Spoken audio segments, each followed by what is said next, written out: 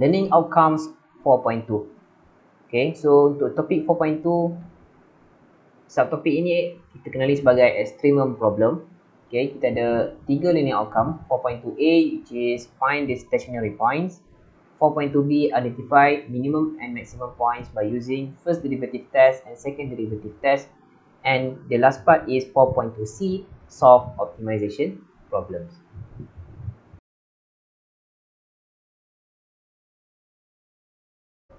(4.2a) stationary points. So what is stationary points? Okay, stationary points adalah ahli keluarga kepada critical point. Okay, ahli keluarga critical point. So what is critical point?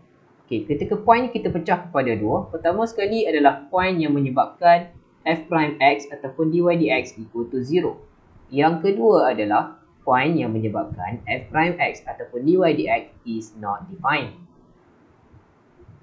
Okay, so we are not interested to discuss more about f prime x is not defined, tetapi kita nak fokus kepada f prime x equal to 0.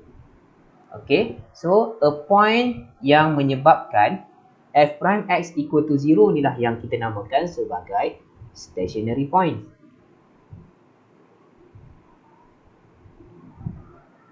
Okay, kita bagi contoh.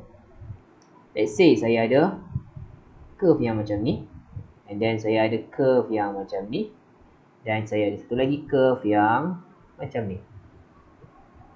Okay, dan saya pilih satu point. Okay, let's say point A, point B dan juga point C. Okay, kalau saya ambil sebiji bola, saya letakkan dekat point A, saya letakkan dekat point B, okay, dan saya letakkan dekat point C ni, bola itu akan stationary ataupun tak bergerak, tak bergolek jatuh ke bawah. Okay, so itulah yang kita maksudkan dengan stationary point. So bola tu tak bergerak ke bawah, meaning that kecerunan pada point tersebut adalah equal to 0. Maksudnya tiada kecerunan. Ataupun kita boleh tulis dekat sini f prime ataupun dy dx dekat point A equal to 0, f prime ataupun dy dx dekat point B is equal to 0. So f prime ataupun dy dx dekat point C juga equal to 0. Therefore, we can conclude that A, B and C are stationary points.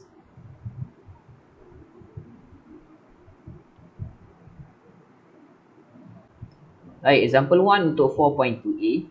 Find the stationary points and stationary values of the function for x cubed plus 15x squared minus 18x plus 7.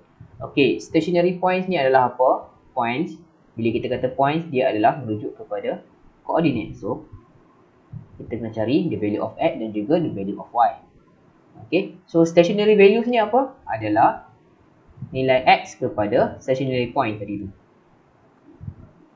Okay, so find the stationary points and the stationary values of this function. So function kita adalah fx equal to 4x cubed plus 15x squared minus 18x plus 7.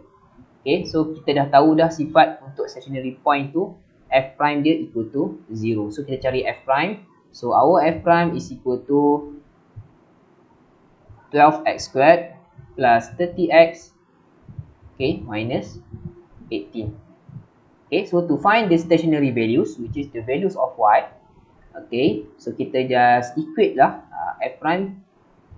Since we know that f prime equal to 0, so 12x squared plus 13x minus 18 equal to 0. Okay, so kita akan dapat okay, semua benda kita bahagikan dengan 6, kita akan dapat 2x squared plus 5x minus 3 equal to 0. Factorize, kita akan dapat 2x minus 1 and x plus 3 equal to 0. So x equal to 1 over 2, and x also equal to negative 3. Okay, so these two are stationary values. Okay, so sekarang kita nak cari stationary points. Bila kita nak cari stationary points, kita dah dapat dah nilai x, so kita tinggal nak dapatkan nilai y. Once kita dah dapat nilai y, kita boleh conclude the stationary points. So stationary points, kita just perlu cari the value, the y coordinate kepada points tersebut. So kita just ambil function ni untuk kita substitute the value of x. Okay, so nilai y atau y coordinate tu adalah samalah dengan nilai fx. So when x equal to 1 over 2, so our fx ataupun f1 over 2 is equal to 4 times 1 over 2 cube plus 15 1 over 2 squared minus 18 1 over 2 plus 7.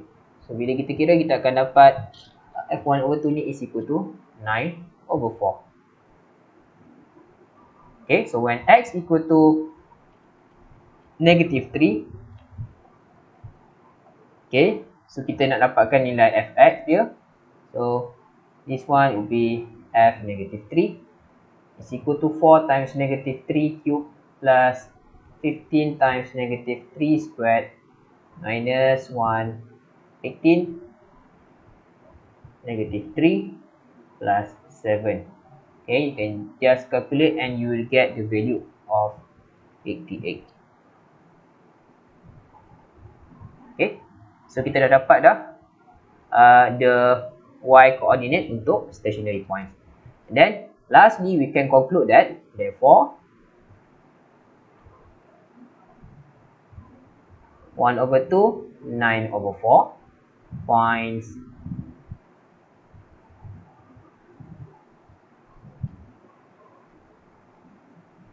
therefore 1 over 2, 9 over 4 and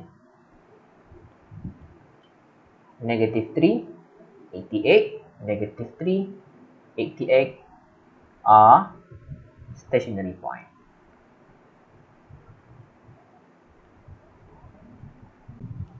Baik, kita move kepada example yang kedua. Find the stationary point. Okay, find the stationary point of fx equal to x to the power of 3 over 5 times 4 minus x. Okay, so macam biasa kita nak cari stationary point, kita just cari f prime dan equal to 0. So our fx equal to x to the power of 3 over 5 times 4 minus x. Okay, kita nak cari f prime. Okay, kita boleh buat product rule. Kita jadikan u, kita jadikan v. Okay, tapi kita ada cara yang lebih senang untuk kita solve differentiation ni. So kita pilihlah cara yang lebih senang. So cara yang lebih senang adalah kita expand bracket ni, sebab kita boleh expand. So kita akan dapat this one 4x to the power of 3 over 5 minus x to the power of 8 over 5. Okay, so in differentiate macam biasa, kita akan dapat this one equal to 12 over 5 x to the power of negative 2 over 5. Okay, kemudian kita ada minus 8 over 5 x to the power of 3 over 5. Okay, since we know that f prime equal to 0, so we can just substitute f prime equal to 0. Then we can have 12 over 5 x to the power of negative 2 over 5 minus 8 over 5 x to the power of 3 over 5 is equal to 0. Okay, daripada sini kita boleh factorize. Okay, kita factorize, kita boleh keluarkan 1 over 5 x to the power of negative 2 over 5 bracket, then kita akan dapat 12 minus 8x equal to 0. Okay, sekarang kita nak cari nilai X. So, kita continue kita punya calculation ni. Kita akan dapat 12 minus 8X. Okay, so yang ni kita boleh turunkan ke bawah sebab power dia negatif. So, kita akan dapat over 5X to the power of 2 over 5 equal to 0. Baik, yang ni boleh ke kanan, dia akan jadi kosong. So, basically kita akan dapat 12 minus 8X equal to 0. Therefore, we can have 8X equal to 12 and X equal to 3 over 2. So, ini adalah stationary values kita. Okay, X equal to 3 over 2. Dan kita nak dapatkan so kita dah ada nilai X, so kita perlu cari satu lagi nilai Y. So macam biasa, we can just substitute the value into the fx equation dekat sini. Okay, so substitute. So when X equal to 3 over 2, so fx kita, so f3 over 2 is equal to 3 over 2 to the power of 3 over 5. And then times 4 minus 3 over 2. Okay, dan kita akan dapat jawapan dia 3.189. Okay, so kita dah ada nilai X dan kita dah ada nilai Y ataupun nilai fx. So we can conclude that therefore 3 over 2 3.189 is stationary point.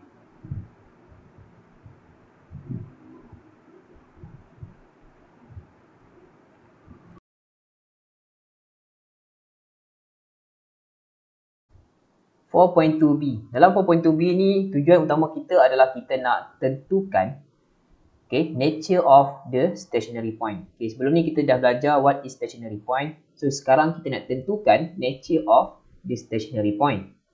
Okay, so nature of stationary point ni kita ada 3. Okay, pertama, the stationary point tu it can be minimum point, it also can be maximum point, or it has no extremum. Okay, no extremum ni maksudnya point tersebut bukan minimum dan dia juga bukan maksimum. So macam mana kita nak tentukan nature of the stationary point ni? Kita ada 2 test. Okay, pertama sekali adalah first derivative test.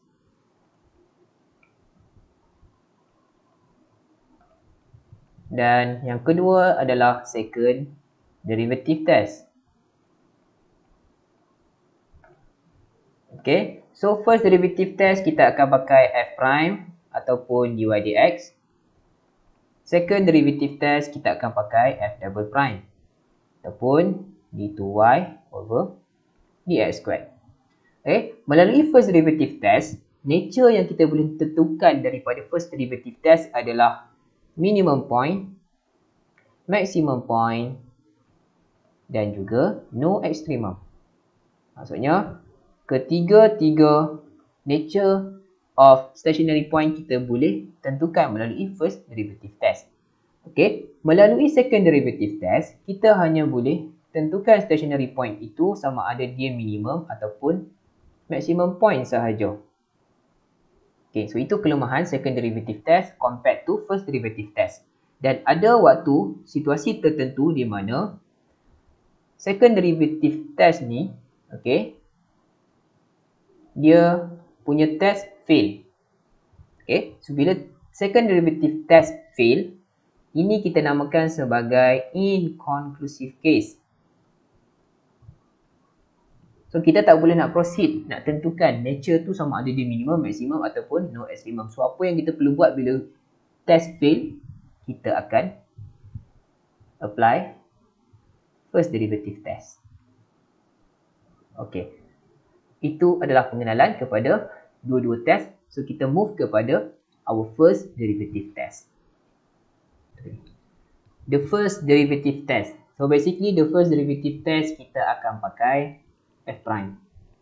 Okay, ataupun dy dx. Okay, kita ada 4 contoh derivative untuk first derivative test ni untuk kita tengok. Okay, kita go one by one untuk kita dapatkan explanation yang lebih jelas. Baik, kita tengok untuk case A. Okay, untuk case A. Okay, kita boleh buat table yang macam ni. Okay, dan untuk setiap table ni kita label untuk row yang pertama adalah intervals. Okay, row yang kedua adalah value of x yang kita nak test. Okay, yang ketiga adalah sign of dy dx ataupun dekat sini kita pakai f prime. Dan yang keempat kita buat conclusion. Baik, untuk case A, kita punya interval adalah daripada negative infinity sampai C. Okay, dan untuk yang belah kanan kita ada daripada C sampailah infinity. Okay, so itu adalah interval yang kita perlu tulis dalam table ni. So negative infinity sampai the value the x value of point P which is C. So yang belah kanan daripada C sampai infinity. Kemudian kita ada value of x yang kita nak test. So value of x yang kita nak test adalah x equal to A dan juga x equal to B. Sebab dia berada di belah kiri C which is A, belah kanan C adalah B. So kita akan pilih kat sini lah. Baik, sign of f prime. Sign of f prime, kita tengok dekat diagram ni pun kita dah tahu. When x equal to A, f prime is more than 0. Okay, f prime is more than 0. When x equal to B, f prime is less than 0. Okay, kita recall balik konsep kepada gradient. Katalah saya ada gradient macam ni. Saya ada tangent macam ni. Okay, so tangent yang macam ni, garis lurus yang macam ni, dia ke kanan dan ke atas, dia punya gradient dia adalah, okay, gradient ataupun f prime dia adalah positif. Okay, dan kalau saya ada straight line macam ni, ataupun tangent line macam ni, dia punya gradient dia ataupun f prime dia adalah negatif. Okay, maksudnya dia turun ke bawah, ke kanan. Okay, so clearly kita tengok dekat sini, dia punya at x equal to A, f prime adalah equal to positif. Okay, at x equal to B, dia punya f prime adalah negatif. Okay, dekat kolom conclusion, ke row conclusion ni kita akan pakai arrow macam ni. Dan untuk B, kita akan turun dia punya arrow. Menunjukkan dekat point P, katalah saya boleh label kat sini point P. Okay, point P ni dia berada macam atas bukit macam tu kan. So dia adalah maximum point. Kita tengok kat sini pun kita dah boleh nampak lah, dia adalah maximum point. Okay, so final conclusion untuk jawab soalan macam ni adalah, we can say that fx has local maximum at x equal to what? At x equal to C. Okay, at x equal to C. Dan kita boleh buat conclusion, fx has,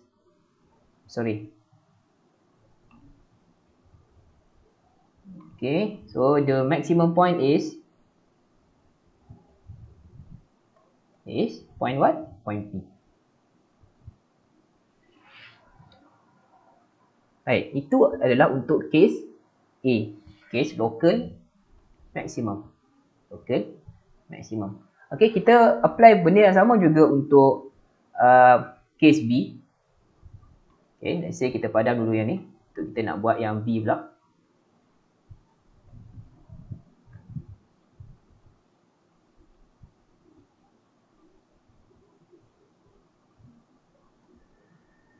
Baik, untuk case B, interval dia pun sama juga. Kita akan pakai negative infinity sampai C. Okay, negative infinity up to C. And then C up to infinity. Okay, so clearly di sini kita juga akan pakai A. Value of X kita adalah A di belah kiri dan value of X kita adalah B di belah kanan C. Okay, selepas C. Dan bezanya dekat sini, when X equal to A, so ini adalah nilai A dan B ni adalah X yang kita nak test. Dia punya nilai F prime. So F prime bila X equal to A adalah negatif. Okay, dekat X equal to B, dia punya F prime adalah positif. So conclusion yang boleh kita buat adalah bila negatif kita akan turun ke bawah, bila positif kita akan naik ke atas. Okay, so kita punya conclusion adalah Fx has local minimum at X equal to C. Okay, therefore minimum point is point what? Point P. Kat sini pun kita tengok memang dia duduk kat bawah sekali dekat gaung. So point P tu adalah minimum point. Okay, so kemudian kita move kepada dah settle part A, dah settle case B. Okay, kita move kepada case C pula dan juga case D.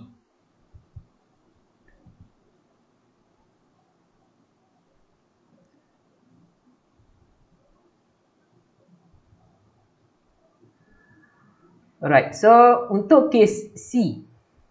Okay, untuk case C sekarang. Okay, case C. Sama juga kita akan pakai interval yang sama. So, negative infinity sampai C. And then from C up to infinity. Okay, value of X yang kita nak test di sebelah kiri dan di sebelah kanan C adalah A dan juga B. Okay, kita tengok dekat sini. Right, so F prime untuk X equal to A adalah positif. Okay, F prime untuk X equal to B adalah juga positif. Dia lain daripada tadi. Yang tadi berbeza, sekarang ni dia sama. So, ini positif, ini pun positif. Okay, so conclusionnya kita akan buat, kita punya arrow kita macam tu lah, dua-dua ke atas. So, bila conclusion dekat row ni kita buat dua-dua ke atas, menunjukkan, okay, kita boleh buat conclusion, Fx has no extremum at X equal to C. Okay, at X equal to C ni, dia, it has no extremum. Okay, so maksudnya point P tu dia bukan maximum point dan dia juga bukan maximum point. Point P yang dekat sini ni, dia bukan maximum point dan dia juga bukan minimum point. Okay, same case untuk case D. Okay, same case untuk case D, cuma dia berbeza tang sini saja. Kita tengok. Okay, so untuk case D, okay, untuk case D ni kita akan pakai value yang sama juga untuk kita test A dan juga B sekarang ni. Okay, negative infinity to C juga, C to infinity juga. Cuma yang berbeza dekat sini adalah dia punya sign. Okay, bila kita tengok at X equal to A, dia punya F prime dia adalah equal to negative. Okay, when X equal to B, kat sini, okay, ini negatif, sini pun negatif. So, dua-dua negatif. So, bila dua-dua negatif, conclusionnya dia akan turunlah arrow tu jadi macam ni. Okay, dia akan turun arrow jadi macam ni lah. Okay, so dua-dua ke bawah. Dan tadi dua-dua ke atas. So, sama juga untuk case yang C. So, case D ni pun kita akan buat conclusion yang sama. Fx has no local extremum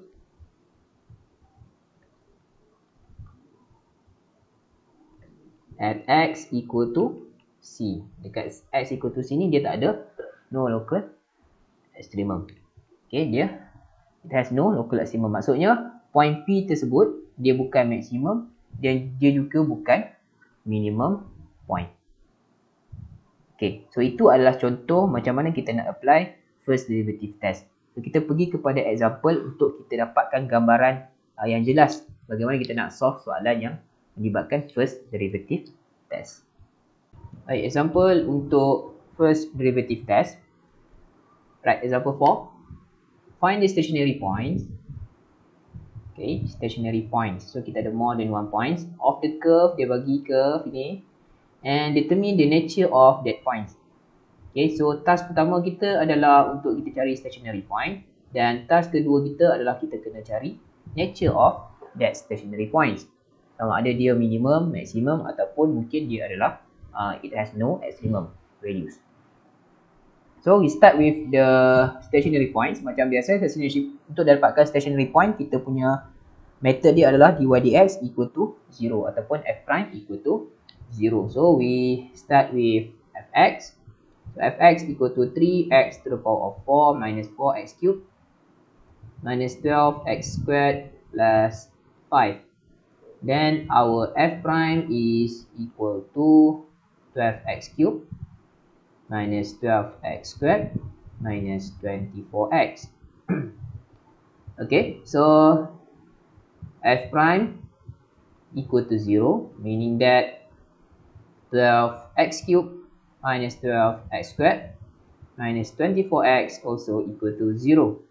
Okay, we can just divide everything with 12, then we will get x cubed minus x squared minus 2x equal to 0. So for this part, we can factorize x. So we will get x squared minus x minus 2.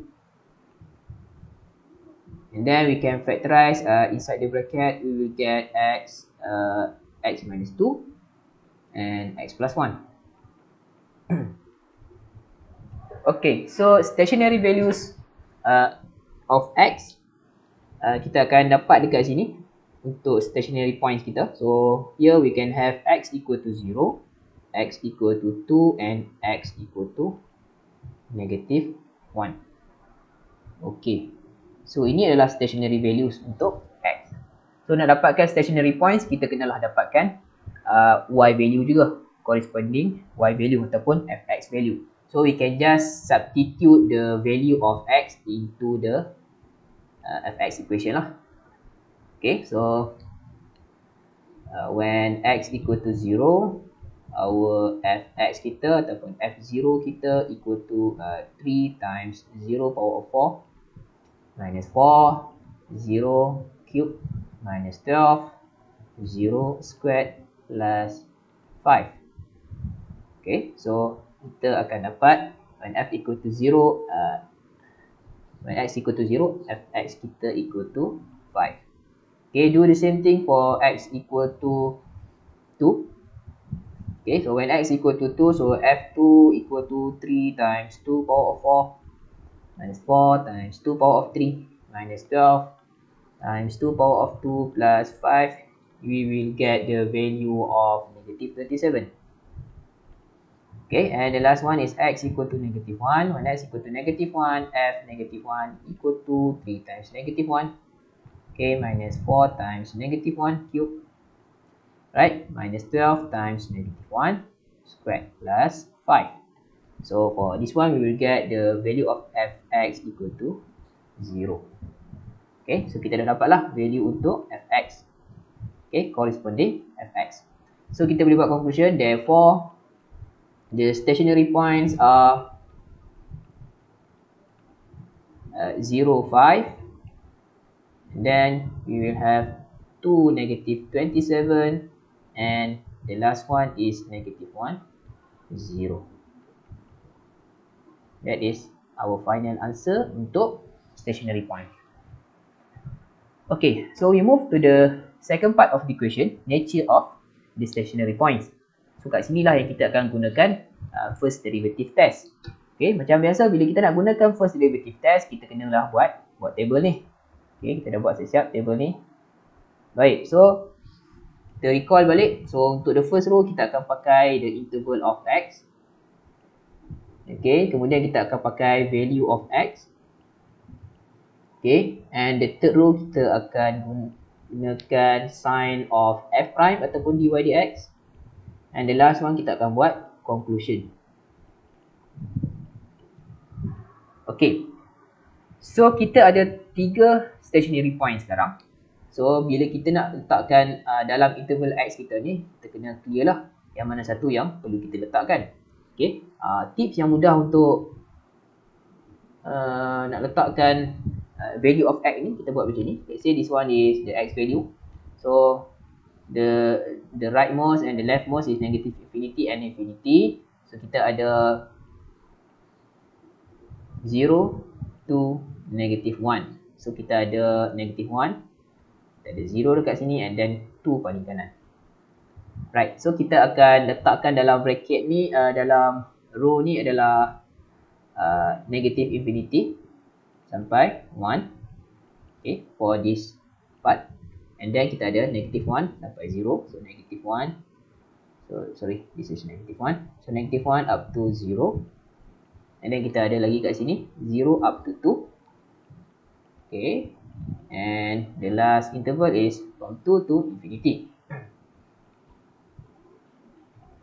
Okay. So, itu cara untuk kita nak tentukan interval mana yang kita nak letakkan dalam kita punya table. Okay. Lepas kita dah letakkan interval ni, kita kena cari value of X. Value of X yang kita nak letakkan dalam table ni adalah value of X yang berada di dalam interval yang telah kita dah letakkan tadi. So, you can just choose any value. Contohlah kat sini kan, kita ada daripada negative infinity sampai negative 1. Contoh saya ambil kat sini, katalah saya ambil negative 2. Okay, dekat sini from negative 1 sampai 0, saya ambil negative 0.5. Okay, 0 sampai 2 saya ambil 1. And 2 sampai infinity saya ambil 3. Okay, so kita masukkan dalam kita punya table, kita akan dapat negative 2, negative 0.5, 1 and 3. Okay, selesai value tu kita akan test lah kita punya sign of f prime.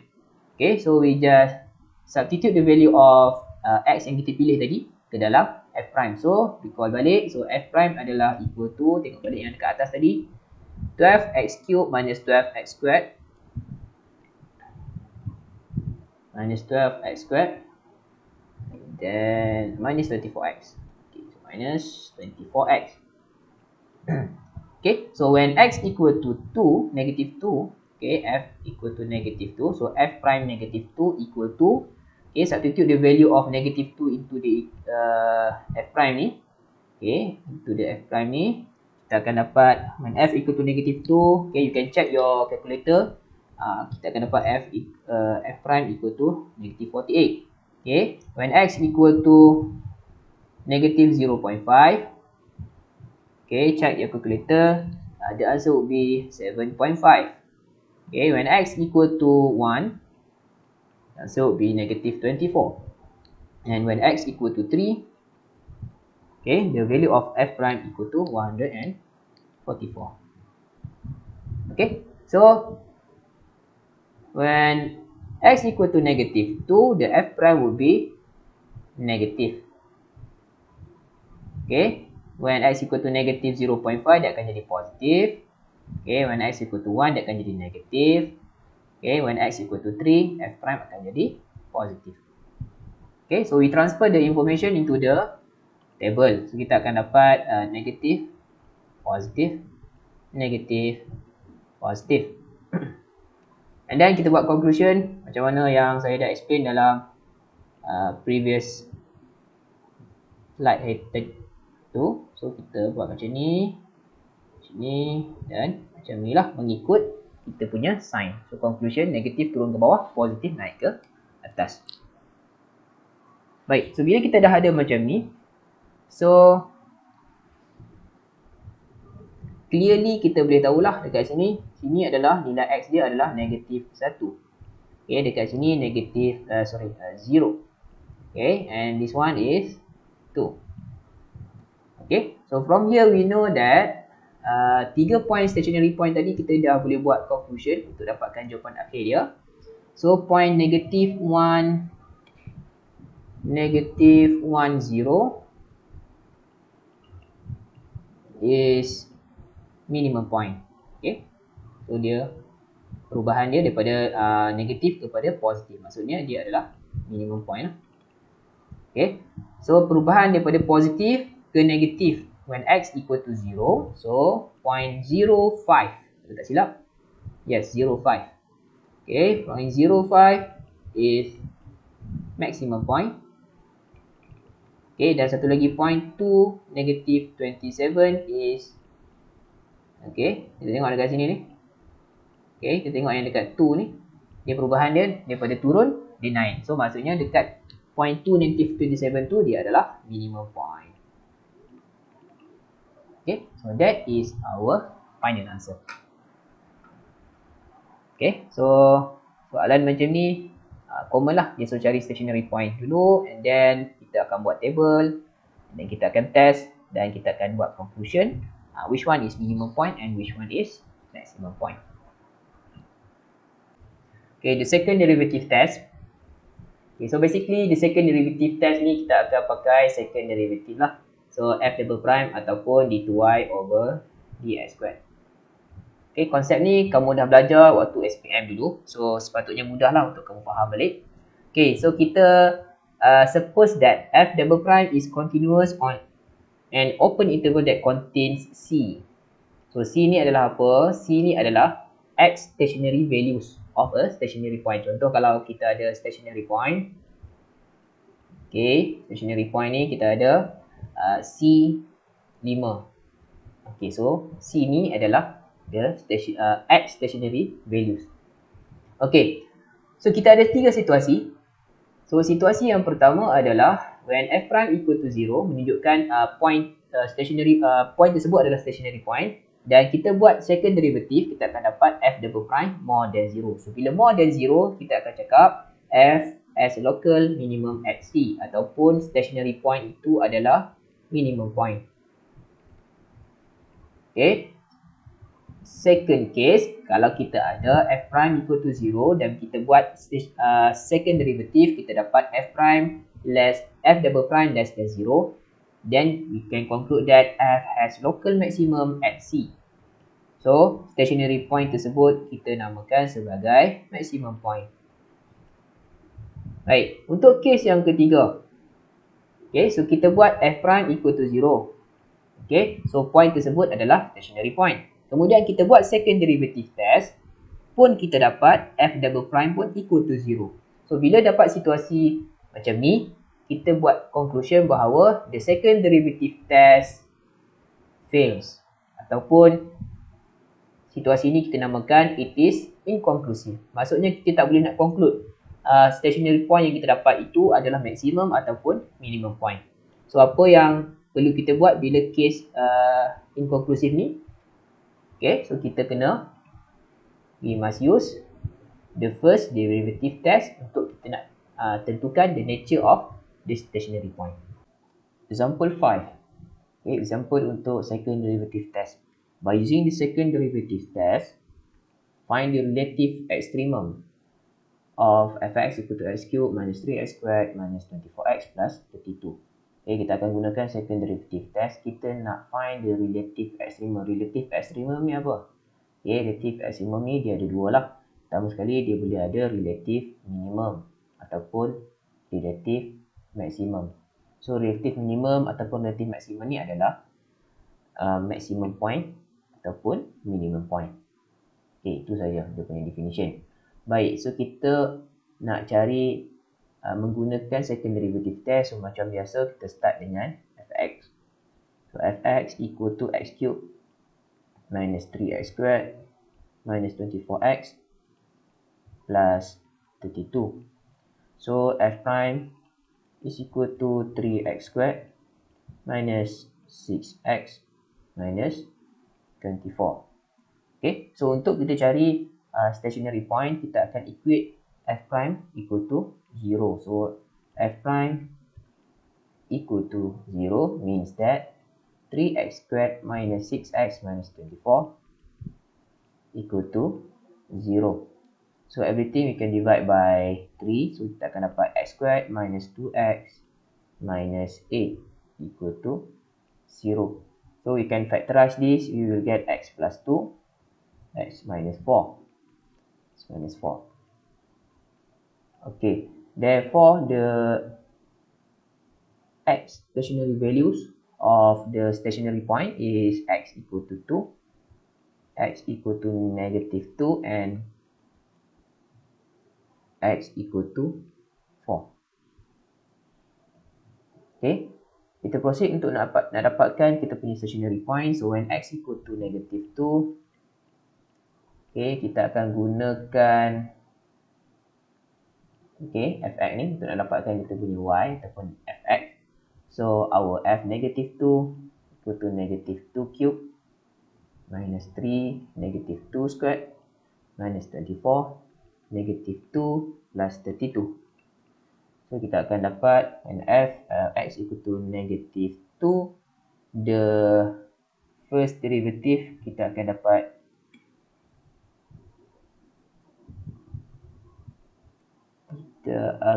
dapat sama dengan 60. Okay, 60. Okay, and then when x equal to 4, say f4 equal to 4 cube minus 3 4 power of 2 minus 24 times 4 plus 32. Okay, so f4 equal to -48. Baik, so sekarang kita dah ada stationary point kita lah. So therefore kita punya stationary points adalah -260 dan 4 -48. Okay, so that is our stationary points. Untuk kita proceed dengan second derivative test, so kita kena buat second derivative. Okay, so f prime equal to 3x squared minus 6x minus 24. So f double prime would be 6x minus 6. Okay, so bila kita dapat yang ni, kita dah boleh test. Okay, untuk point A dengan point B menggunakan nilai x dia lah. Okay, menggunakan nilai x dia. So when x equal to -2, okay, x equal to -2, kita punya f double prime is equal to 6 times -2 minus 6, okay, which is -18. So this is less than 0. Okay, so when x equal to 4, okay, for point B, so f double prime kita akan dapat 6 times 4 minus 6. So 24 minus 6, kita akan dapat 18. So this is more than 0. Okay, so bila f double prime equal more than 0, menunjukkan ini adalah maximum point. Okay, so ini indicate untuk case ni adalah case minimum point. Okay, so kita boleh buat conclusion. Therefore, okay, function f has relative maximum at function f relative maximum sorry, dia punya ayat dia macam ni.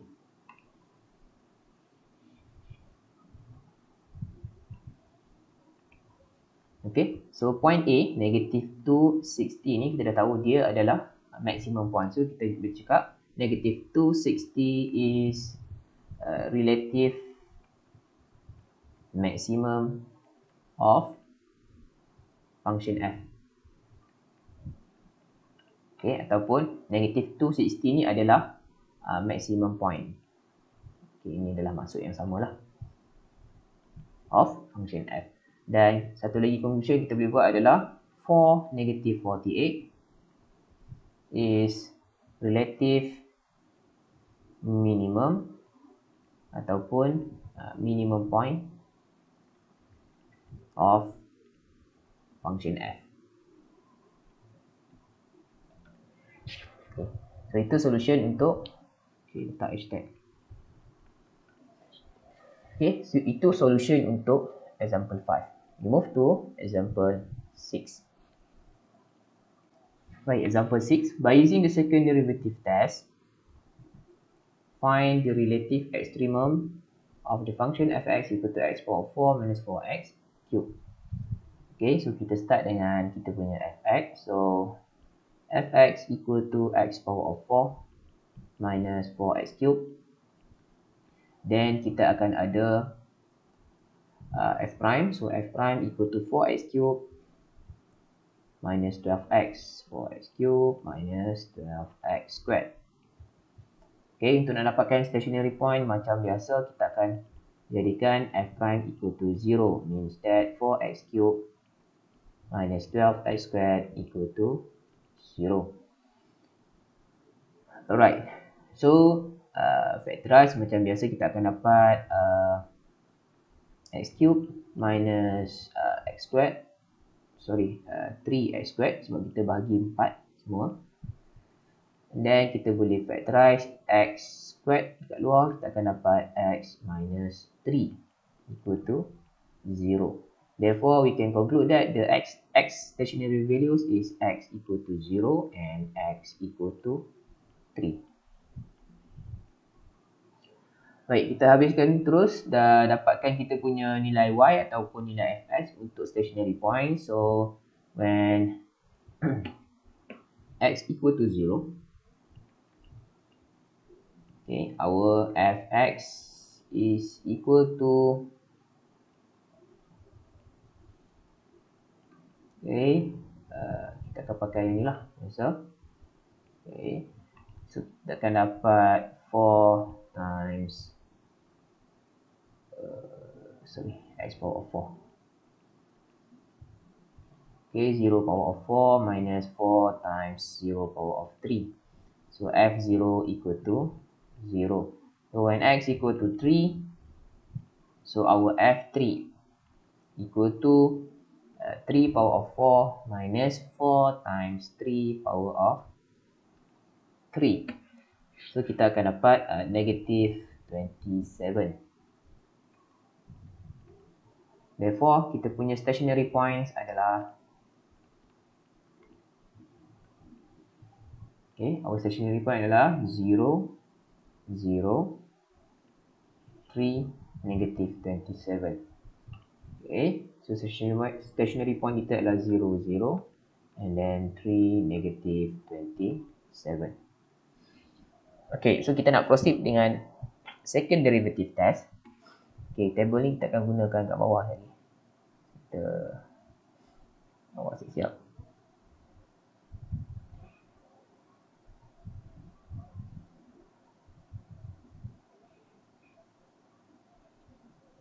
Okay, so kita start dengan second derivative. So we know that our f prime is equal to f prime kita adalah 4x cube minus 12x squared. Minus 12x squared. So f double prime kita equal to 12x squared minus 24x. Baik, kita akan start dengan point yang pertama, which is point 0, 0, and point kedua adalah 3, negative 27. So kita tulis kat siap kat sini. 0, 0, and then we have point 3, negative 27. Okay, so we can just substitute the value. So when x equal to 0, okay, when x equal to 0 and x equal to 3, kita akan substitute. So x equal to 0, f double prime akan jadi equal to 12 times 0 squared minus 24 times 0.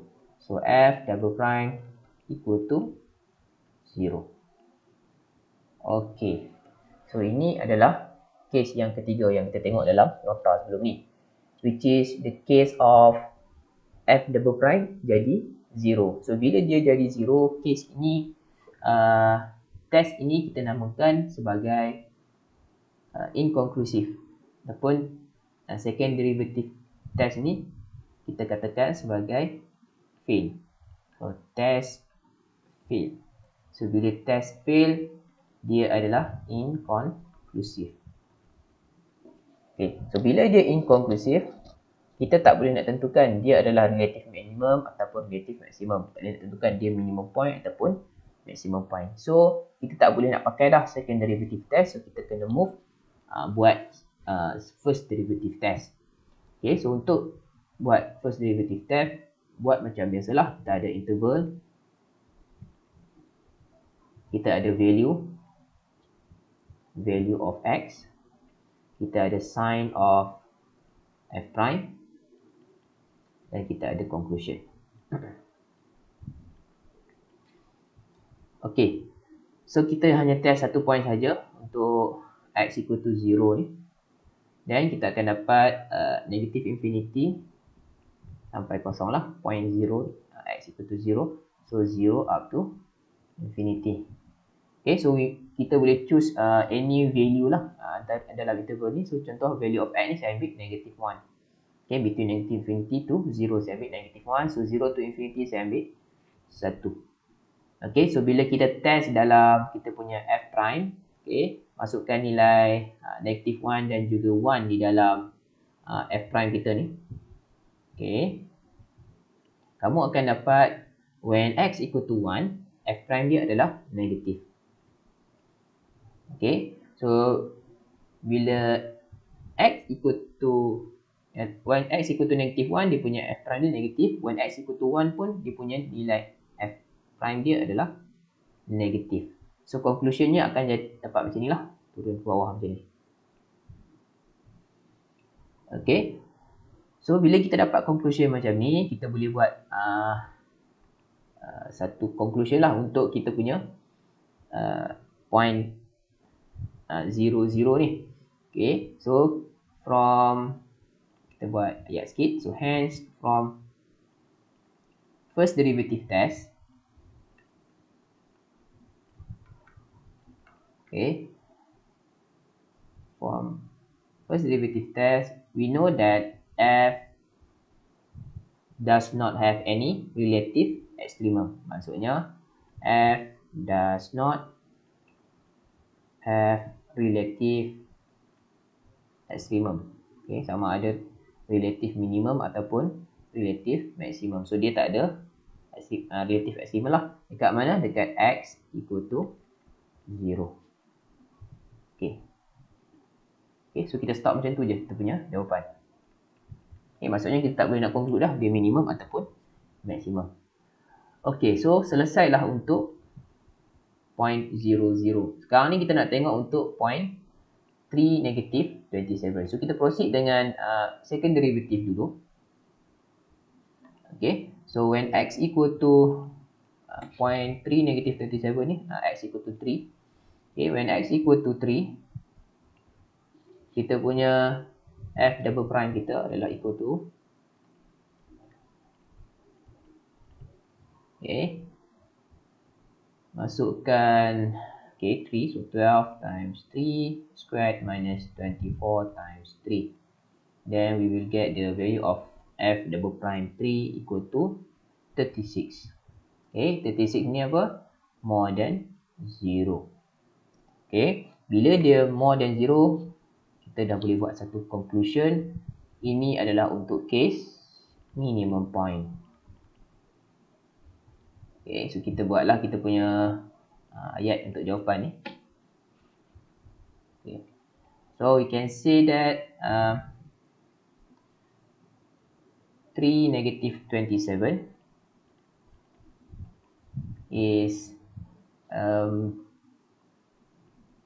relative maximum, relative minimum of function f. Okay, relative maximum ni samalah dengan relative minimum ni samalah dengan minimum point. Okay, that is our final answer.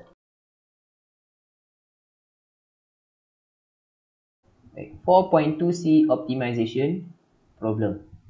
So basically dalam optimization problem, okay, learning outcomes 4.2C ni, kita nak mencari the best solution.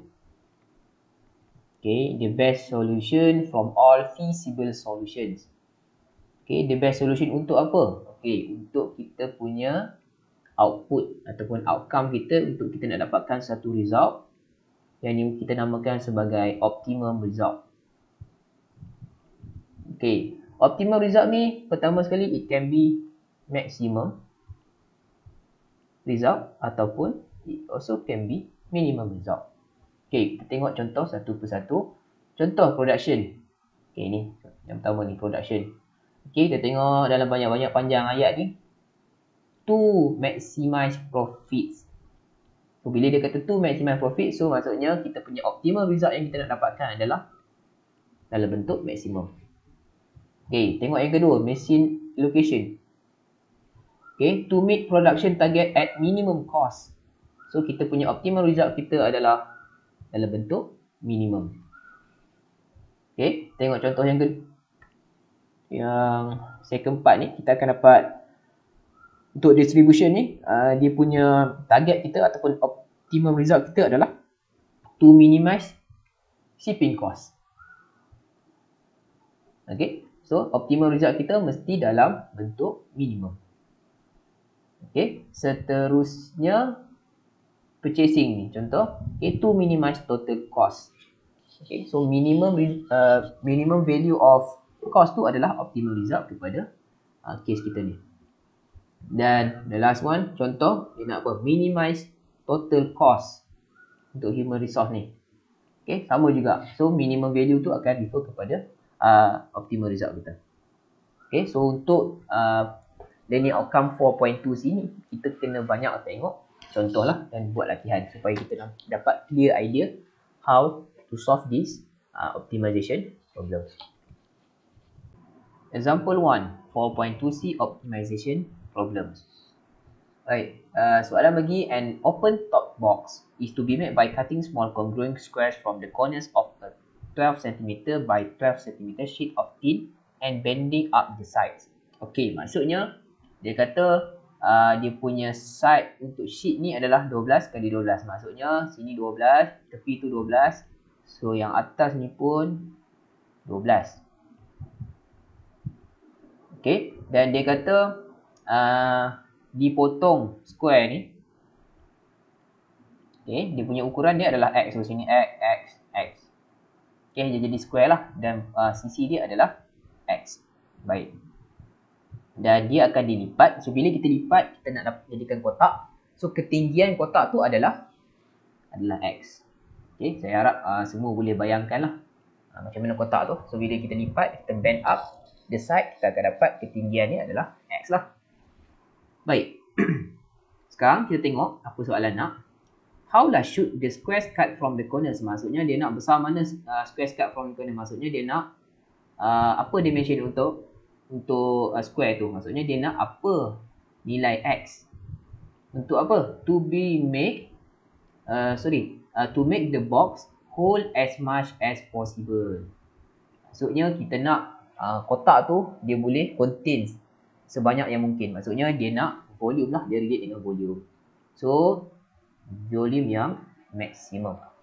So apa yang soalan nak adalah kita kena cari nilai X supaya menghasilkan volume of box yang maksimum. Okay, so kita start jawapan untuk soalan ini adalah dengan mencari volume of the box. Okay, so kita tengok volume of the box. So volume of the box, okay, kita dah belajar sebelum ni. Okay, so base area, okay, base area darab dengan tinggi lah, dia punya height of the box. Okay, saya dah explain tadi height of the box tu adalah X. Settle.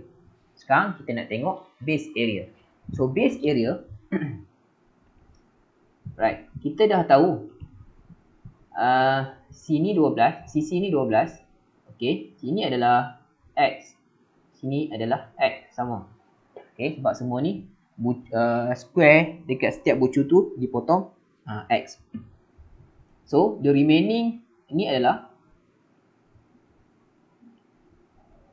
12 minus 2X. Okay, so yang ni pun akan samalah. Sebab kat sini pun 12. Okay, sini 12, sini X, sini X. So, dia akan dapat dekat sini 12 minus 2X. So, base dia pun adalah square. Yang mana sisi dia sama. Apa sisi dia? Sisi dia adalah 12 minus 2X. So, base area kita. So, ini adalah base kita. Okay, so inilah base kita. Okay, base darab dengan tinggi.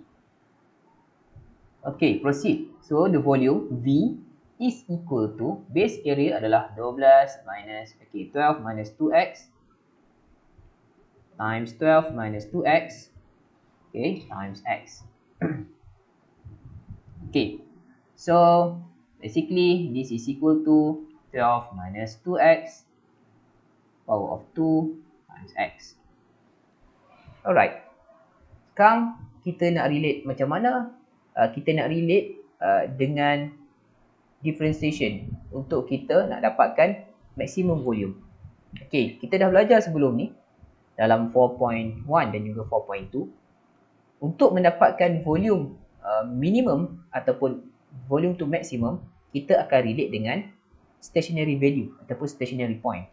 Okay, sama juga kat sini. Bila kita nak relate dengan stationary case, so kita punya derivative mesti equal to 0. Okay, sama dengan case dekat sini. So kita punya derivative ataupun differentiation kita adalah dv dx. So kita cari dv dx dan kita akan equate equal to 0. Okay, sebelum tu untuk kita mudah differentiate, kita tukar dulu v ni, kita expand dulu. So, V is equal to, okay, bila kita expand, kamu akan dapat 144 minus 96x. Sorry. 144x minus 48x squared. Okay, plus 4x cubed. Okay, this is our V.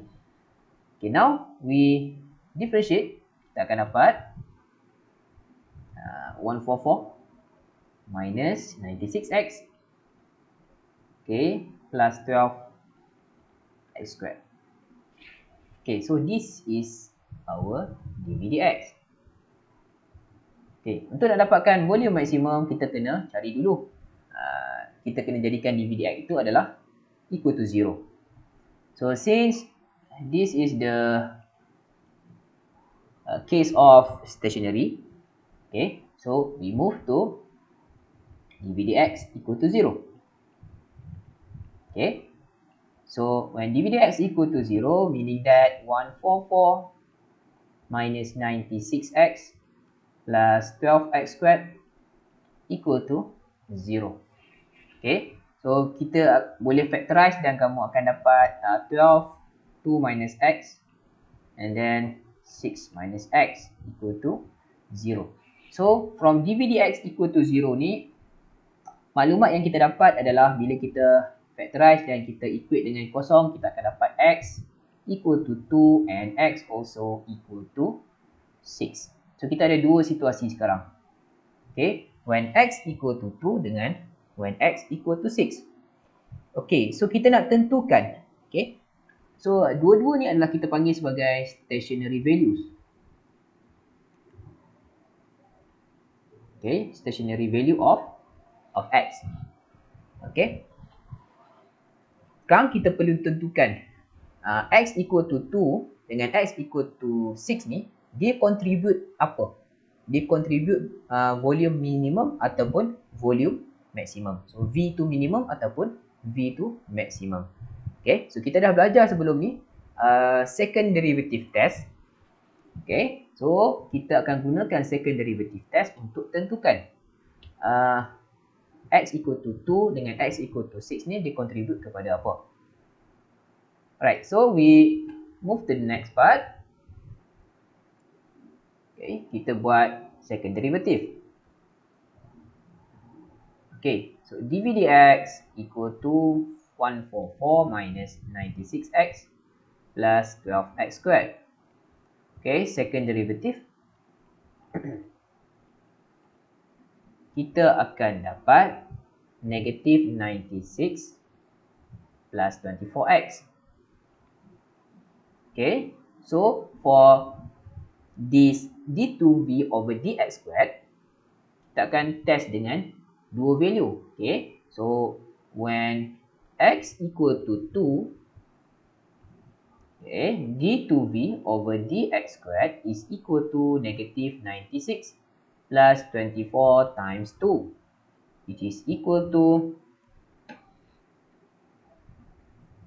negative 48. Okay, when x equal to 6, okay, second derivative d2v over dx squared equal to negative 96 plus 24 times 6. Right, so kita akan dapat 48 for this one. Okay, when x equal to 2, d2v over dx squared is equal to negative 48. So this one is less than 0. And then for when x equal to 6, okay, so second derivative will be more than 0. Meaning that when x equal to 2, it will contribute to maximum volume. Okay, sebab apa? Sebab less than 0 ataupun negatif. Kita dah belajar sebelum ni kan, second derivative test. Okay, when x equal to 6, dia punya nilai second derivative more than 0, maksudnya dia akan contribute kepada volume yang minimum. Okay, so as a conclusion, we can say that V akan jadi maximum when x equal to 2. Okay, dan kita complete, kita lengkapkan kita punya jawapan ni dengan mencari nilai volume yang maksimum tu. Okay, so volume maximum is equal to what? So kita tengok balik formula untuk volume. Okay, 12 minus 2x all squared x. Okay, 12 minus 2x, so x kita 2. Okay, squared, kemudian darab dengan x, so x kita 2. Dan volume maksimum kita adalah 128.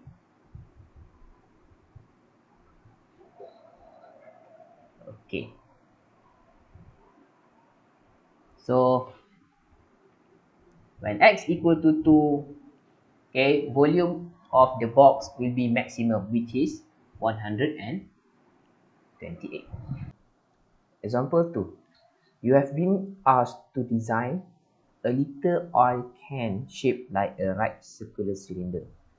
Okay, which dimensions will use the least material?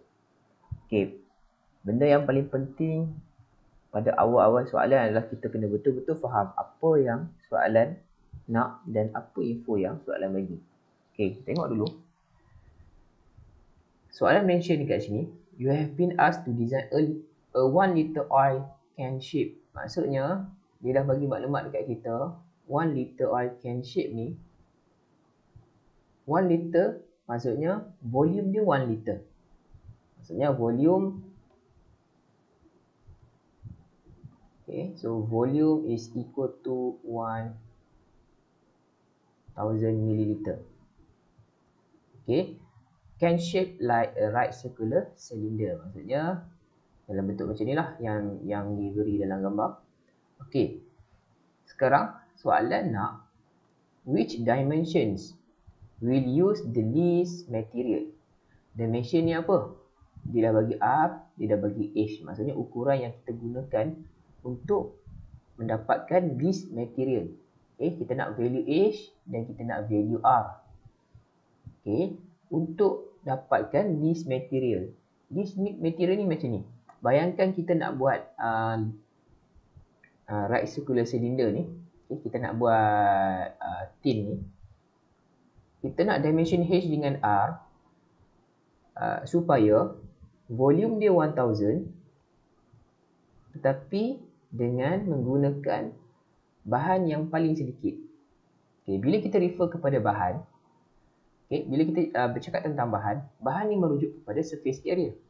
Sebab lagi besar surface area yang terlibat dalam pembuatan can ni, okay, dia akan jadi lagi banyaklah bahan yang kita gunakan. So kita punya target adalah kita nak dapatkan minimum, okay, minimum material yang untuk digunakan.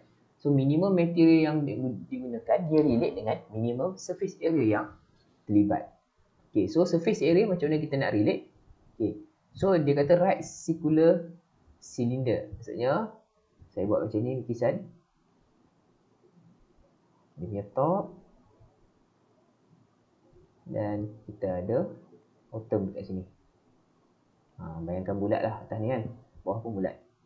So, sini H. Okay, dan kita ada R, 2R. Okay, kita ada 2R. Dan kita tahu panjangnya adalah 2R. Maksudnya daripada panjang yang dibagi kat sini adalah 2R. Okay, maksudnya dia punya diameter adalah 2R. Maksudnya daripada sini ke sini adalah R lah.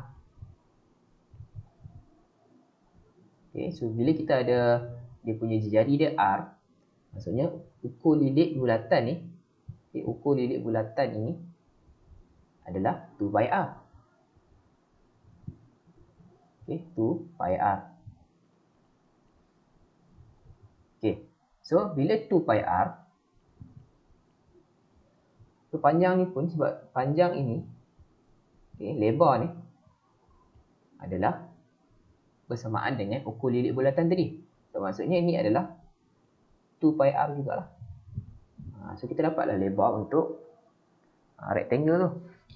Okay, dan bila kita nak relate dengan surface area sama dengan A tambah B tambah C.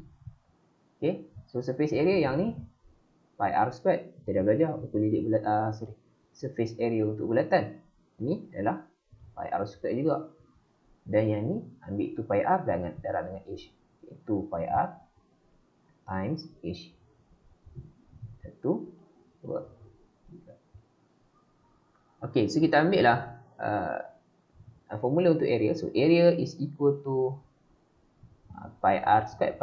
So kita ada 2. So 2 pi R squared plus 2 pi R H.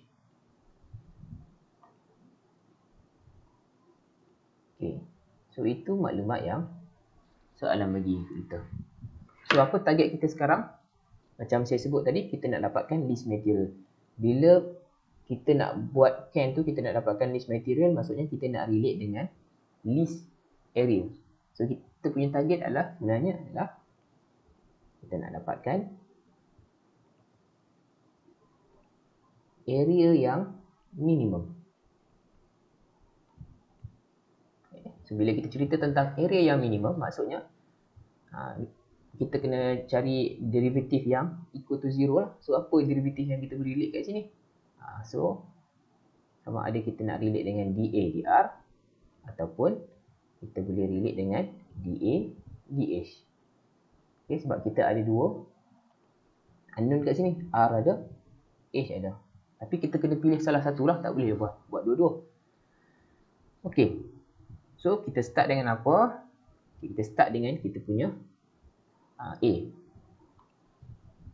Okay, so A is equal to pi R squared 2 pi R squared H, 2 pi R squared plus 2 pi R H.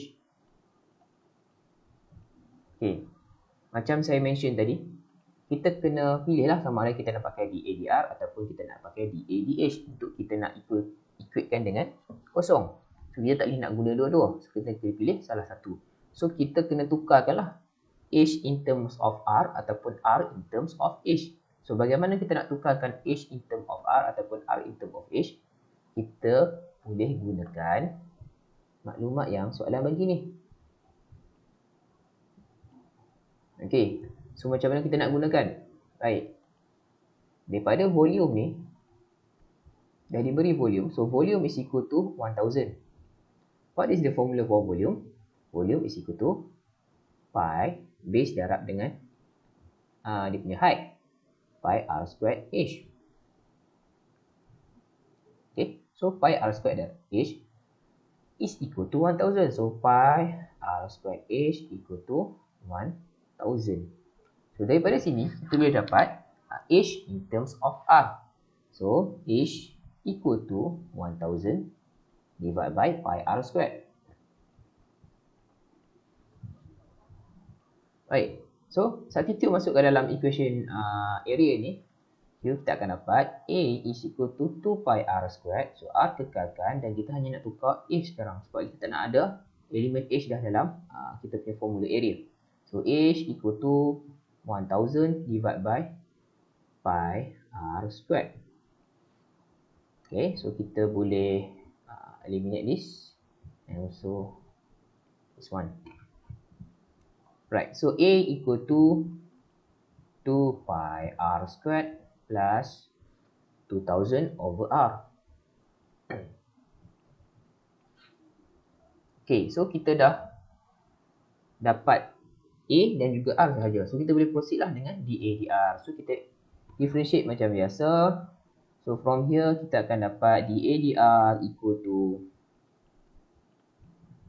4 pi r, okay, minus 2000 over r squared. Okay, ataupun nak lebih jelas, kita akan dapat, kita nak buat lebih jelas, kita relate dengan power. Okay, so this one akan dapat a equal to 2 pi r squared, okay, plus 2000 r power of negative 1. So dA dr is equal to 4 pi r squared, 4 pi r, so minus 4 ke depan 2000 r power of negative 2. Okay, so this is our dA dr. Dan untuk nak dapatkan this material ataupun kita nak relatekan dengan surface area, okay, so kita nak mesti equatekan dA dr ni equal to 0 lah. So dA dr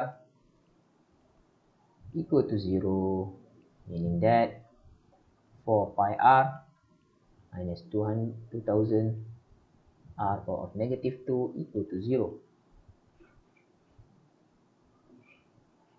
Okay, so daripada dA dr equal to 0 ni kita boleh dapatkan nilai r. Okay, nilai r yang untuk mendapatkan a yang minimum tu. So kita proceed, kita akan dapat 4 pi r equal to 2000 r power of negative 2 ataupun kita bawa turun bawah r squared. Okay, so kita akan dapat kat sini r cube equal to 2000 divided by 4 pi. Okay, so r cube equal to 500 over pi. Dan kita proceed, r is equal to cube root. Okay, cube root of 500 over pi. Okay, which is equivalent to 5.42. Okay, so this is the value of r that will make the area minimum. Okay, kemudian kita nak cari, bila cerita tentang dimension, so dimension ni dia bukan nak satu je, dia perlukan dua. Sebab dimension ni adalah kita perlukan kedua-dua r dan h, barulah kita boleh buat surface area tu. Okay, kita perlukan r dan juga kita perlukan h. So kita proceed lah untuk nak dapatkan h. We know that h is equal to what? Tadi kita dah buat. Okay, so h equal to 1000 over pi r squared. So ambil yang formula tadi, 1000 over pi, r kita adalah 5.42 square. So value of our h equal to 10.84. Okay, so jawapan dia kita letak macam ni lah. Therefore, dimension of the can that will give us the minimum surface area or minimum material use, okay, is equivalent to R equal to 5.42 and H equal to 10.84. That is our final answer. Okay, example 3. Okay, example 3 ni adalah berkaitan dengan rectangular fish aquarium. Rectangular fish aquarium. Kita tengok dua benda yang paling penting waktu kita nak mulakan soalan. Kita tengok apa info yang soalan bagi dan apa yang soalan nak daripada kita. Okay, info yang soalan bagi. Given the cost of materials for a base of a rectangular fish aquarium with an open top RM is RM8 per square meter. Okay, so per square meter ni refer kepada area lah. Okay, so per square meter.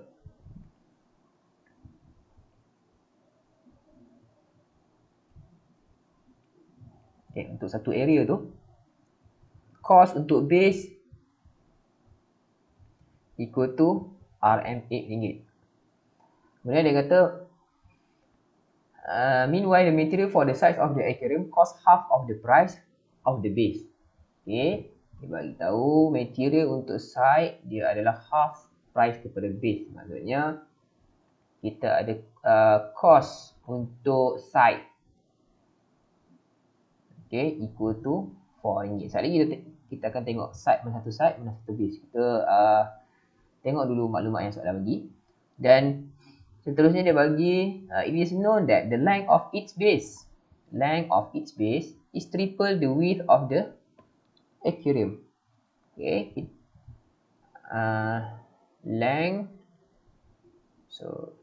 length is equal to 3 times width. Okay, apa? Kita akan tengok daripada diagram, kita akan nampak lebih jelas lah. Okay, dan dia cakap, okay, soalan mention volume mesti 10 meter cube. So kita punya volume fix lah, mesti dapat 10 meter cube. Okay, find the cost of the material for the cheapest aquarium. Okay, so cari cost untuk dapatkan cheapest aquarium. Dan kita dah tahu, okay, cost untuk nak buat aquarium ni, dia mesti dah refer kepada area. Okay, makin besar area yang kita dapat, makin mahal lah aquarium tu. Okay, surface area. Okay, kalau surface area yang kita buat tu makin kecil, so dia akan mengurangkan cost lah, the cheapest aquarium. Okay, sama macam example tu, okay, kita akan gunakan formula untuk area, okay, dan juga formula untuk volume. Tapi yang ni dia special sikit untuk example 3 ni, sebab kita melibatkan cost. Yang example 2 tadi tu kita hanya melibatkan area saja.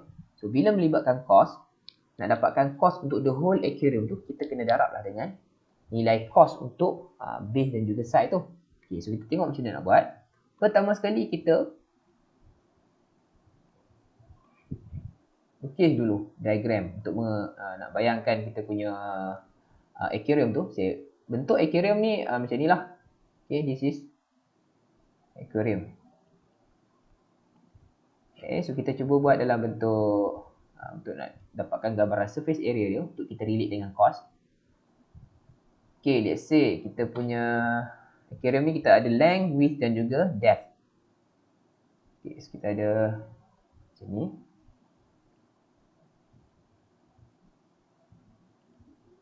Okay, ni dia punya length, dia punya L, dia punya W. Okay, katalah dia punya, okay, nanti kita akan letaklah nilai L dan juga nilai W tu. length, width dan juga water depth. Okay, depth dia pun akan jadi macam ni lah. Dia akan buka sini, buka macam ni.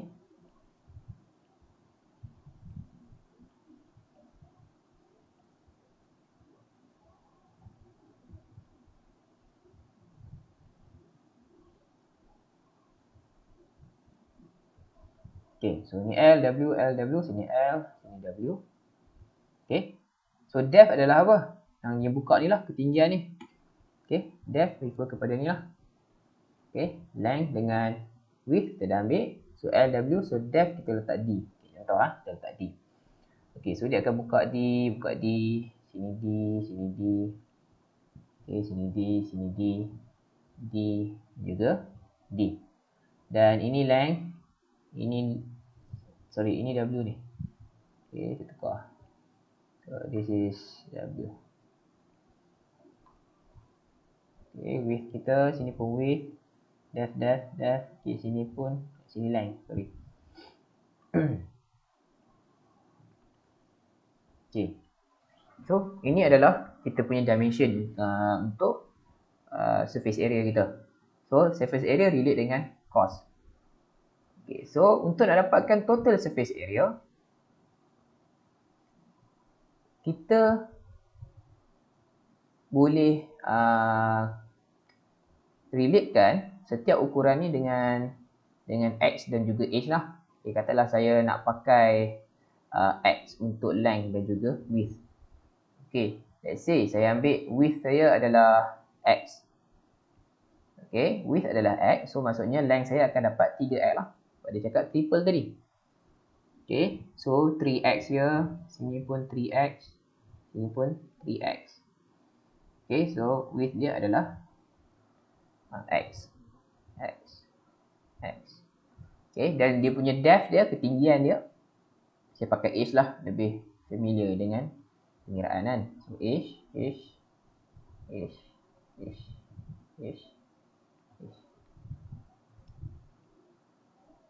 Okay, so kalau kita relate dengan area, dia akan dapat macam ni lah. So total surface area A equal to kita punya base. Okay, ambil 3x times x, 3x times x. Okay, plus. Okay, kita bagi ruang sikit. Okay, surface area equal to 3x times x untuk base, betul. Kemudian kita nak tambah dengan surface area, contoh yang untuk atas dan juga yang bawah ni kan. So kita ada 3x times h plus, okay, kita ada 2 kali 3x times h.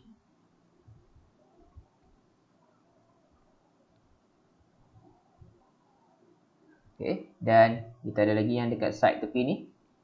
Kita ambil x times h plus x times h. So kita ada 2, sorry, 2. Okay, itu adalah untuk area.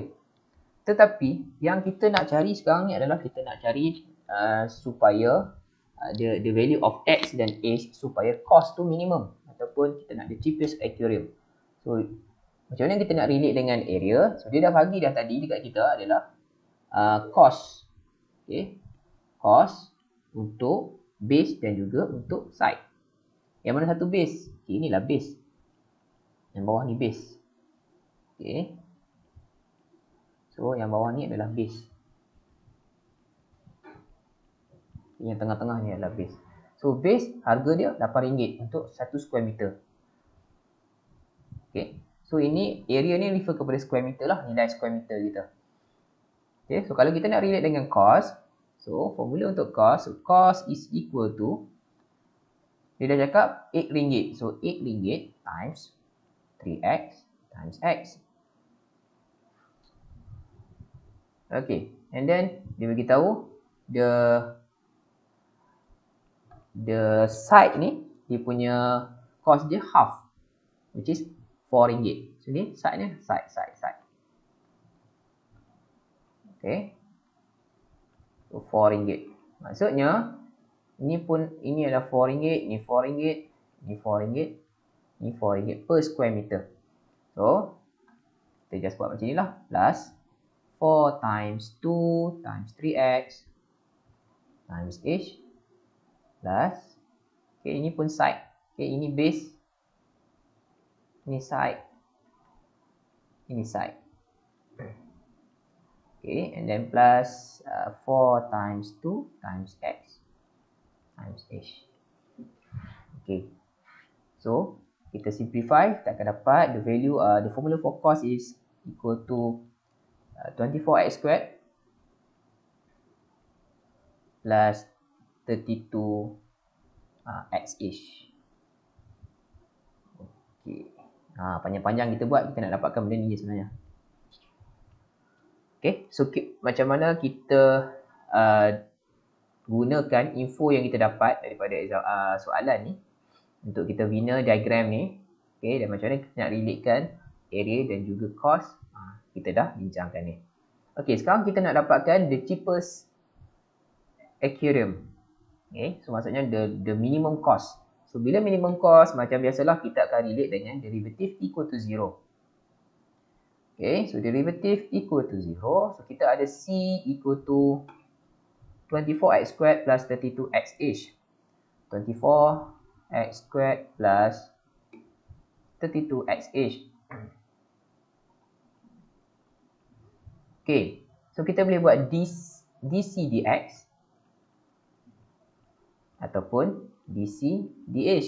Tapi kita tak boleh buat serentak macam example tu tadi kan. So kita kena pilih lah yang mana satu kita nak eliminate. So kita kena ada relation antara x dan juga h. So relation antara x dan juga h adalah kita nak tengok dekat mana. Inilah yang soalan bagi tadi ni. V equal to 10. Okay, so volume equal to 10. So volume equal to 10, so kita buat formula untuk volume. So volume of the aquarium is equal to volume equal to 10. Okay, so kita ambil volume untuk aquarium macam biasalah.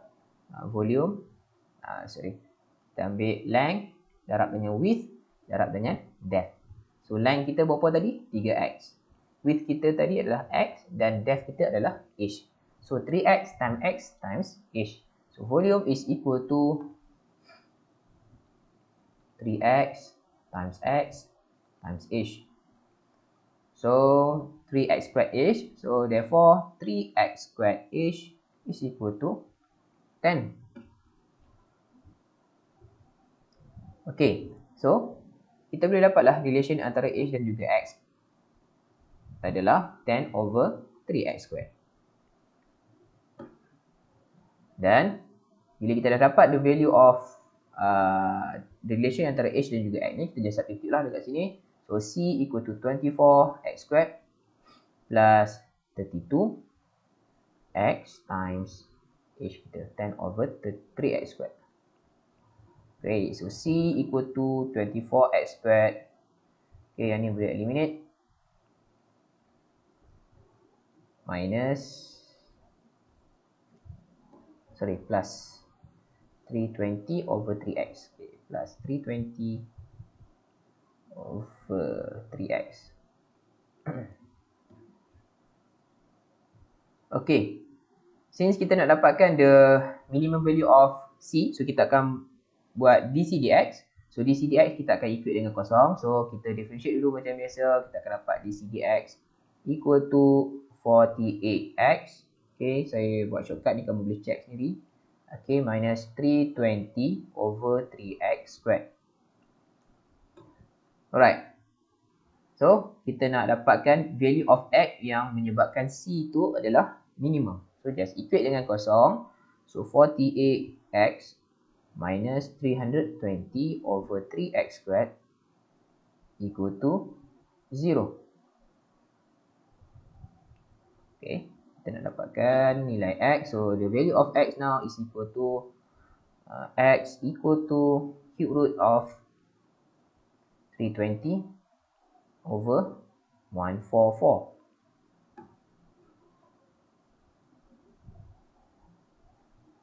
Okay, So inilah value of X yang akan menyebabkan Ethereum tu menjadi minimum. Okay, bila kita dapatkan stationary values which is the value of X ni, kita sebenarnya tak tahu lagi stationary value ni akan menyebabkan cost tu minimum ataupun maximum. So kita kena verify yang the value of X ni akan memberikan kita cost yang minimum. So macam mana nak buat adalah kita menggunakan second derivative lah.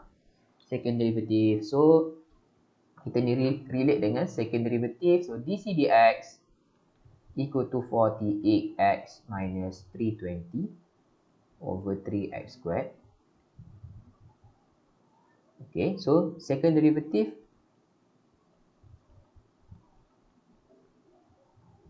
Okay, kita akan dapat 48 plus 640 over 3x cube. Okay, so kita substitute. Okay, by substituting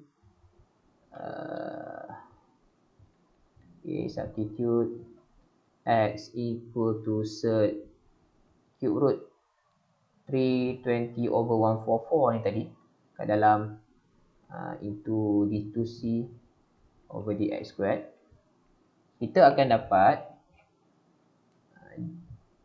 okay, kamu boleh check calculator. Okay, nilai dia akan dapat equal to positive. Okay, which is more than 0. Means that, okay, ataupun ayat dia yang lebih proper adalah hence. Hence, okay, x equal to cube root 320 over 144 will give minimum cost. Itu dia punya conclusion dia lah. So every time kamu buat soalan ni, kita dah dapat nilai x, tapi nilai x tu kita tak sure lagi dia akan contribute kepada maximum ataupun minimum value. So kamu kena buat second derivative untuk nak buktikan yang nilai x tu akan contribute jadi minimum untuk case kita ni lah. Okay, dan kita dah dapat nilai x. Itu baru dimension dia, nilai x. Tetapi sekarang ni kita nak the cheapest Ethereum. Kita nak tahu nilai Ethereum tu harga yang paling murah berapa kan. So kita relate dengan cost lah. So ambil balik formula cost tadi. Okay, formula cost tadi 24x squared plus 32x ish. Okay, C equal to 24x ish. Sorry, x squared. 24x squared plus 32 x ish. Oh sorry, kita nak pakai x saja kan. So, kita ambil 320 over 3x. 320 over 3x. And then you can just substitute the value of x lah. So tunjuk dekat sini. Okay. Set cube root. Cube root 320 over 144. Okay, squared plus 320 over 3 times cube root 320 144. So the minimum, okay, C minimum lah kat sini is equal to 12261. Okay, buat conclusion. Therefore, the cheapest Ethereum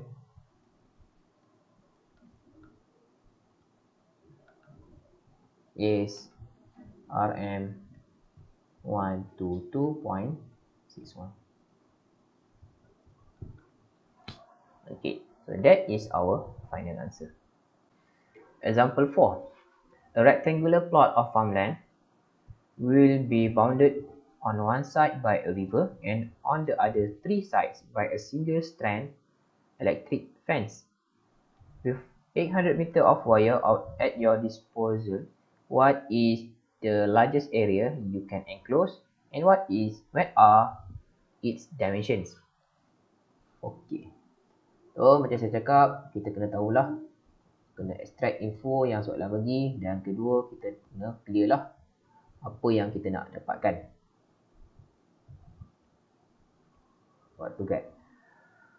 Okay, first soalan bagi rectangular plot of farmland. So maksudnya dia dalam bentuk rectangular, kita punya ladang ni dia akan bounded, dikelilingi oleh satu side daripada river dan satu lagi side daripada pagar elektrik, single strand electric fence. Okay, kalau kita boleh bayangkan pagar kita punya ladang kita ni, saya buat bentuk ni, okay, rectangular.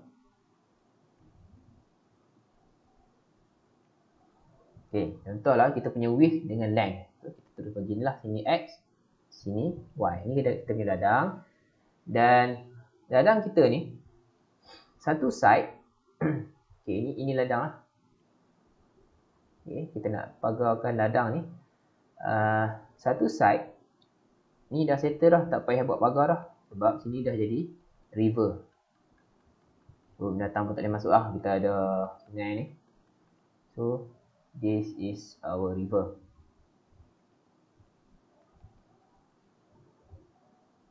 Okay, yang perlu kita buat pagar ni hanyalah side ni saja. 1, 2, 3. Okay, dan sekarang ni dia bagi dekat kita 800, okay, 800 meter of wire. Okay, menggunakan 800 meter of wire ni, okay, what is the largest area? So kita nak A maximum lah.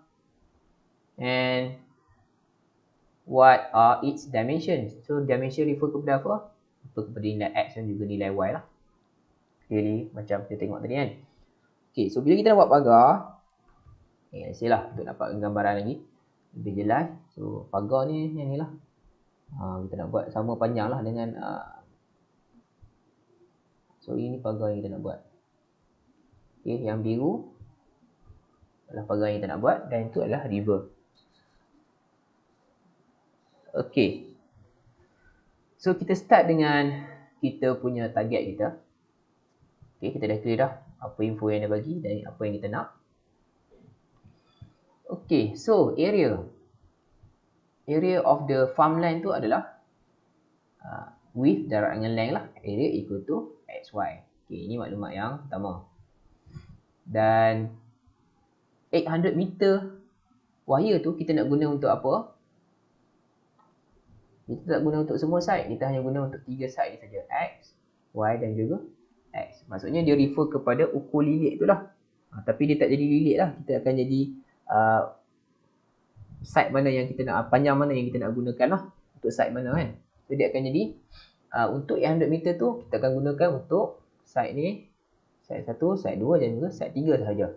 Meaning that 800 meter itu adalah untuk X plus Y.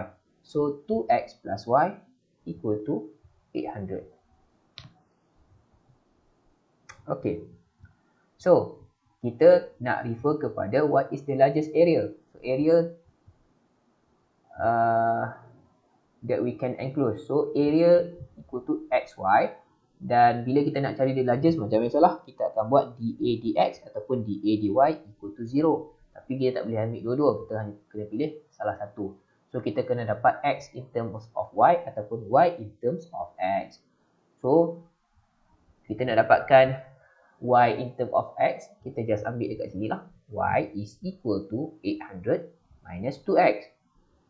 And just substitute into the equation of the area. So area is equal to, take X and Y equal to 800 minus 2X.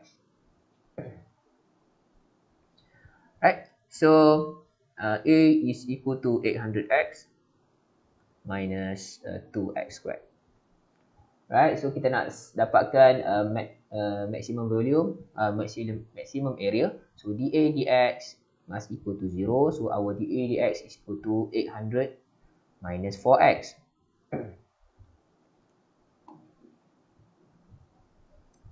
Okay, so note that for dA dx is equal to 0 for A maximum.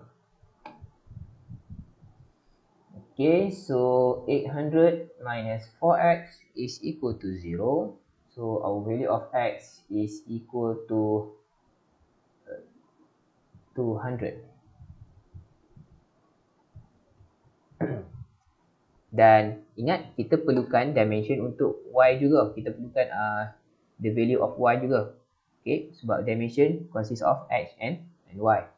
So what is the value of y? Ambil daripada equation tadi lah. Y equal to 800 minus 2x. Okay, this one. Okay, 800 minus 2 times x, so 200. So y equal to 400. Okay. So ini adalah dimension, okay, the value of x and y yang akan menyebabkan A tu menjadi sama ada minimum ataupun maksimum. Kita tak sure lagi benda tu akan menjadikan area tu minimum ataupun maksimum. So macam mana kita nak verify that this dimension, the value of x and y ni will give us A maximum. Macam biasa, kita akan pakai second derivative. So we proceed with the second derivative. So dA dx equal to 800 minus 4x. So d2a over dx squared is equal to negative 4. So clearly memang tak payah nak substitute apa-apa. Negative 4 is equal to negative ataupun less than 0. Okay, so negative. Okay, hence this will give us this is for maximum case. Okay, so you can conclude that the dimension is 200 and 400 for x and y. Tapi kita nak soalan nak apa, the largest area. So area pun kita kena kira. So the largest area, so A maximum is equal to, ni formula untuk A tadi apa? 800x minus 2x squared. Okay, ini formula untuk A. Okay, so we can just substitute the value of x lah, yang untuk jadikan dia maksimum. So 800x minus 2x squared 800x, so x kita adalah 200 minus x squared 2x squared. Okay, 2x squared. So our conclusion is our maximum area is 80,000. 80,000. Okay, so this is our answer. X pun answer kita, Y pun answer kita. Okay, so that is our final solution. Okay, sekali lagi saya remind, nak dapat untuk soalan macam ni, keluarkan semua info yang ada dan clear apa yang kita nak cari, what to get. Okay, dan gunakan first derivative dan juga second derivative.